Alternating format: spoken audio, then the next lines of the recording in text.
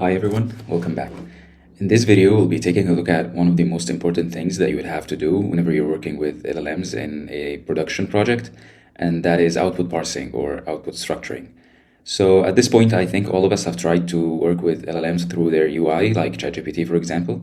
And the way that works is that you type in your instruction or your query, and the LLM is going to generate text for you. That text that the LLM generates can be anything. It can be a long paragraph, it can be a bullet point list, a numbered list, and you don't know what the LLM is going to give you unless you explicitly tell it to return the response in a specific format. So that free-form text is good for us, for reading. Humans like to read things in Markdown, for example, but it's not going to work well whenever you are like programming or using this in a project. Because most probably this response that you are getting from the LLM, you care about specific piece of information in that response, or you want to extract a specific number because maybe you want to pass that to another function, or you want to maybe store it in your database. So yeah, in this video, we will learn how we can do this, how we can tell the LLM to return a specific format. We will be looking at two different approaches in which we can achieve this, and we will highlight the key differences between the two approaches. So yeah, let's dive in.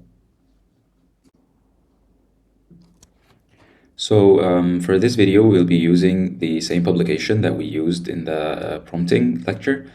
And the reason why I'm using this is this publication is really long, and it contains multiple machine learning models, like variational autoencoders, for example. And it contains different tasks like data compression, noise reduction, and so on. And I want to take advantage of this. I will be asking the LLM to return all the models and all the tasks inside this publication. And I want the model to, I want the LLM to return this in a specific format. So yeah, this is the example that we will be using. And before we start, I want to emphasize that we are not going to focus that much on prompt engineering. This is not a prompt engineering video, meaning we're not going to focus that much on whether the answers that the LLM returns is correct or not. We just care about the structure of that answer. So we'll be putting all our focus on getting the structure that we want. So for this, I prepared a simple script consisting of 4 different functions. We are going to look at each one of them and the output that it gives us, and we will compare between them and highlight the key differences. So the first one is the no structured output function. So if you look inside, we have a simple prompt. It says provide a list of entities mentioned in the publication, and an entity is either a model or a task. So we're basically asking the LLM to give us the machine learning models and the tasks mentioned in that publication, and we give it the publication content. At the end, we save the prompt and the response so that we look at it and be able to analyze it. So let's run this and look at the output. Okay, so if you look at the output, well, here's the prompt first. Provide a list of entities followed by the entire publication. And at the end, we'll see the response.